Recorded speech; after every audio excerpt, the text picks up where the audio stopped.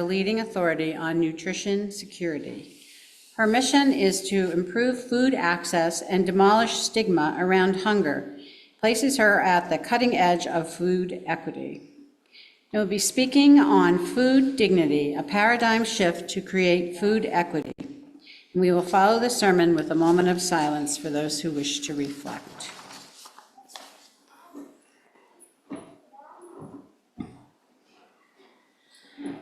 Okay, thank you so much for having me. It's an honor. So if you want to go ahead and switch to the next slide. I'm going to start off with sharing two little secrets. I think it was around 2014 I stood on this stage and I spoke to your congregation. I think it was right around the time your church or this congregation was starting, and I recorded myself. And that recording was sent to the Community Voice Project, and that allowed me to put in a chance to be accepted. One of 5 people nationally were selected to speak at Congress, and I was selected because of what I recorded here. So 1, thank you for that stage, but also 2, thank you for allowing an environment of full transparency and vulnerability, because it was in that congregation I talked about what I understood the misconceptions of hunger to be at that time. And the one thing that I learned is that if we are able to say, where am I wrong so I can be right, that's where the magic starts to happen. And we have to be humble enough to be able to say that. The second little secret I want to share is my life changed this past week. I went to Chicago. It was an invitation-only event to talk about, it was a convening with researchers, activists, nonprofit leaders on racism in the food system. And what I thought was an invite only was that I was going to be able to speak, that people wanted to hear my voice. My ego was charged.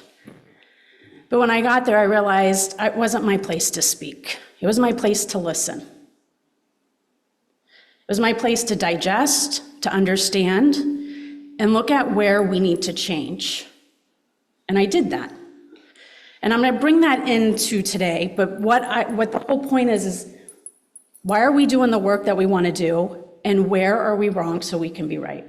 And I hope that after today, you can carry that same question into your daily life and be willing to take a step back when our ego starts speaking up. So the Food Dignity Movement is a nonprofit. We don't have a definition for what food dignity is, because we believe that everyone in this room is going to have a completely different definition. And I can also tell you that people in Chicago had a completely different definition. I learned something that it's not about food equity, it's about food freedom. And if we want to create food freedom, I want you to look at this picture and see the bridge.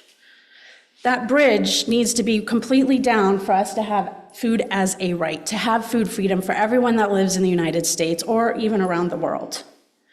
That bridge could be you as an individual. That bridge could be this congregation. That bridge could be our whole entire state, but also the world.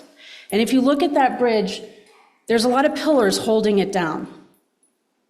Those pillars represent a ton of things that need to be fixed. And as I firmly believe that as long as we have hunger and poverty in the United States, we all have room for improvement.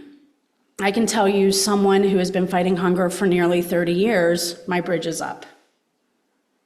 We all have a room for improvement.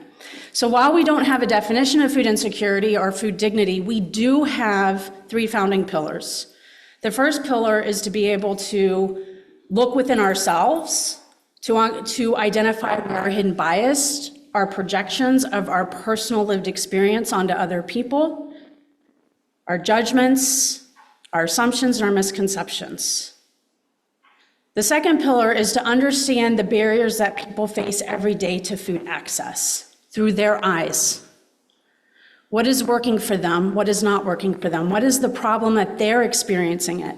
What I've learned from the nonprofit world, many times we're creating a solution based off an assumed problem.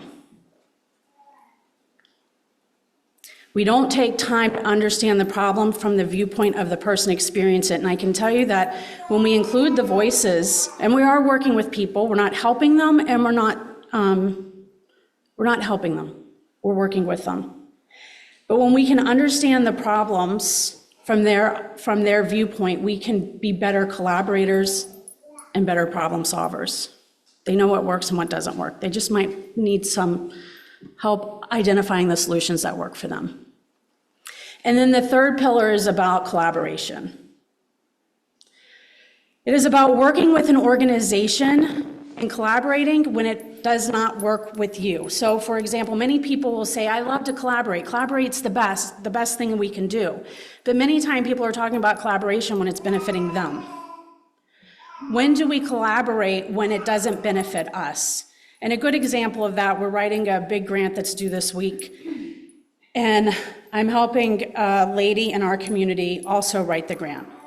Not only am I helping her write the grant, but I gave her my grant writer. And my grant writer's like, Clancy, what's wrong with you? You're going after this grant. You're creating competition within that grant. I said, no, I'm not. It's your job to show that we're strong together, that our grant applications work together and we need each other to make it work. And that's the mindset we have to shift when we start getting out into the community and wanting to work with our community members. When do we collaborate when it doesn't benefit us? So those are our three pillars. So about 15 years ago, I started volunteering at a food pantry in Kingston, Pennsylvania. I did it for about 10 years. Prior to volunteering, I was sitting in our congregation and the minister said, we need a food pantry president. And I'm hitting my spouse, my husband, saying, I can do this. I'm a food service director. I was one. I know how to get food. I know how to give food. And I'm like, let me have it, let me have it. And then I went home and I started thinking, this is a volunteer job, 20 hours a week. And then my internal misconceptions started talking. And my internal idea of what I thought hunger was people taking advantage of the system, people wanting free food, people who should be working and not on welfare. Yes, I was that person, and that might sound really harsh. Those are my internal thoughts.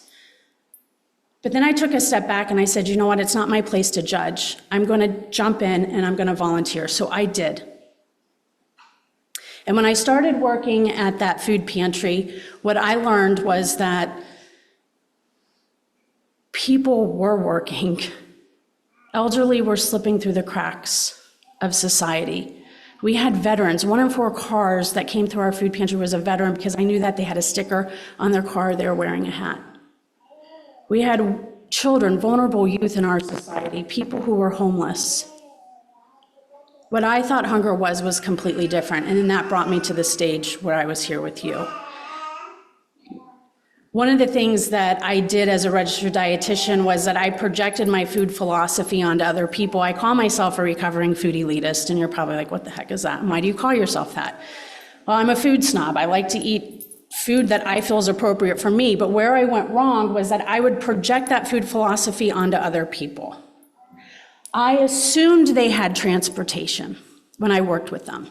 I visualized my car. I visualized my grocery store and the types of food that they had at the grocery store. I visualized that they could open up their wallet and buy the food that I told them that they should be eating.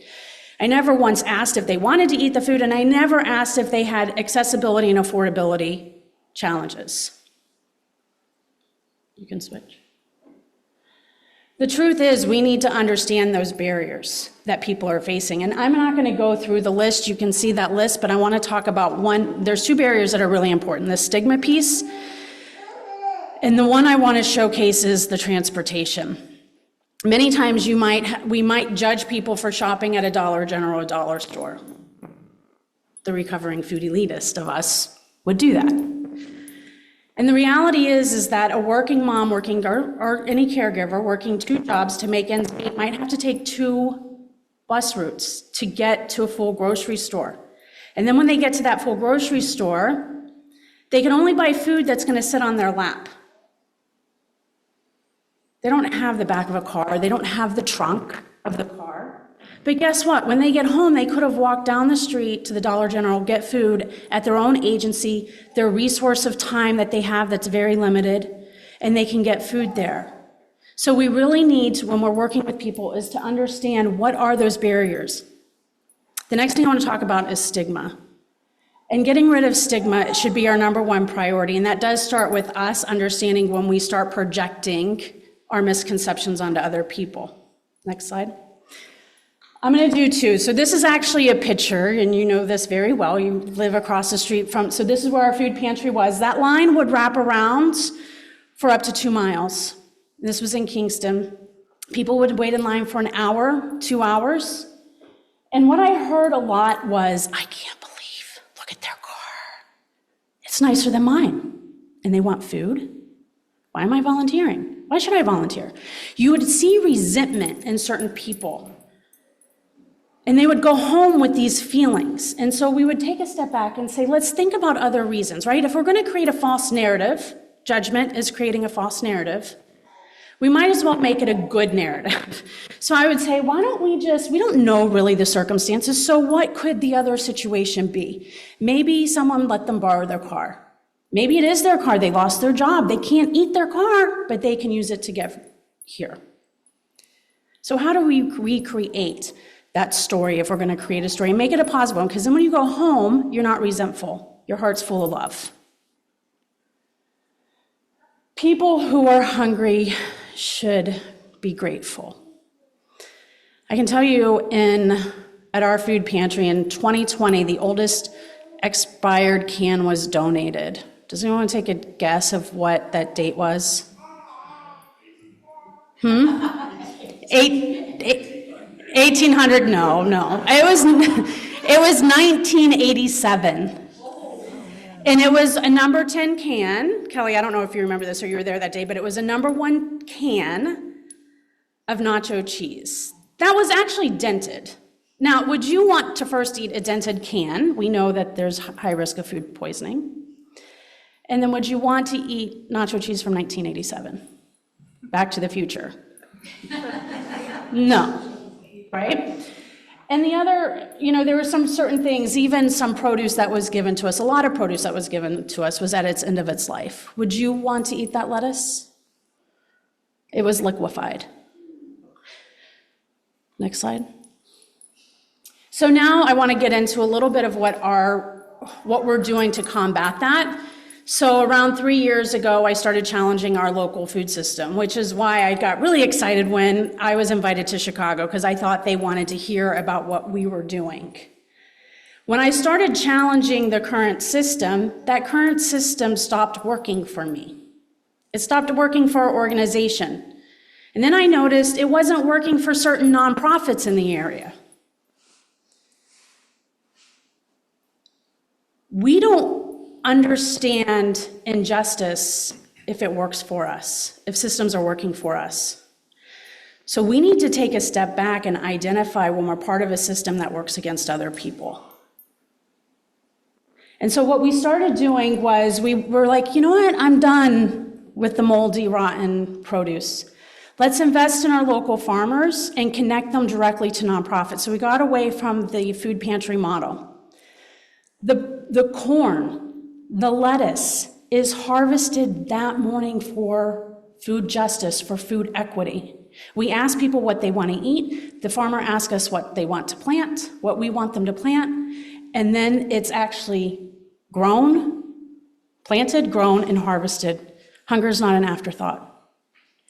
We're connecting produce to over 20 nonprofits in the area. Do you want to switch?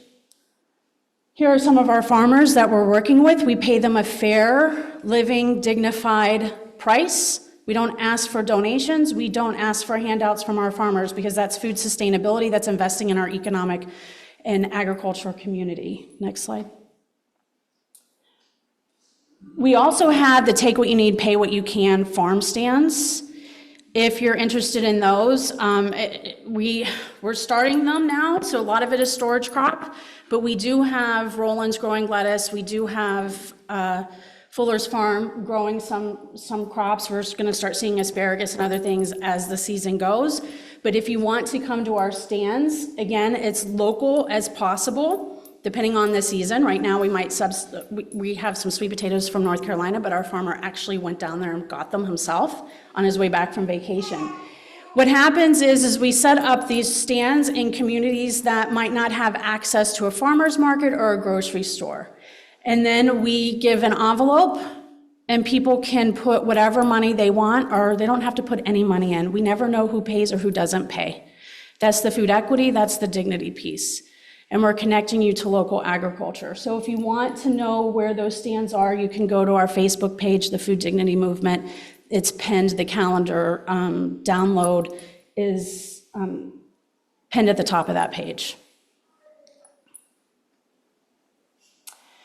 So as we move forward, and I know y'all started your food pantry, that I can't wait to learn more about it. And I heard about the community garden at Hillside. Hillside is one of our community partners, so I can't wait to learn more about that.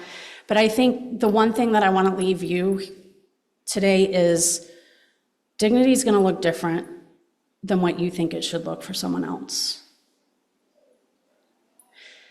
And I'm going to share one story with you. As the food pantry transitioned during COVID to a drive-through operation, we would have cars give us a $1 bill, $5 bill. Sometimes we received 10s and 20s.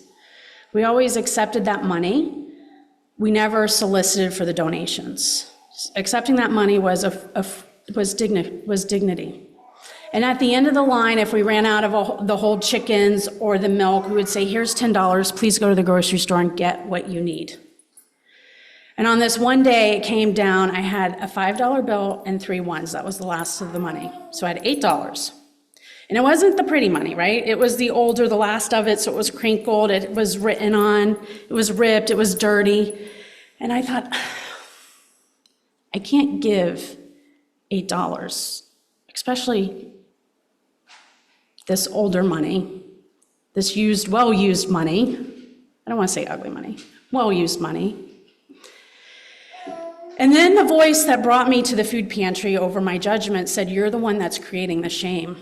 You're the one that's creating the stigma. All you have to do is give her the $8 and walk away. I gave her the $8 and I turned around and I started walking away, and she started crying and she started screaming, hallelujah. And I turned around and I had a conversation with her. And she said, during COVID, everyone in our house lost our job, except my son. We don't have gas. We used our last drop of gas to get food today because we had to eat. You just gave us gas money so he could get to work tomorrow. And in that moment, here I was creating internal shame, projecting what I thought was $8 onto someone else, and I almost didn't give it to her. And it meant the world to her. So remember, dignity is going to be defined differently with everyone. And we always have to come to the table saying, where am I wrong so I can be right? And most of the time, 99% of the time, we are so set in our ways and we think that we're right, that's when we are the most wrong. And so with that, I just want to say thank you for having me. It was an honor to be back here again. So thank you.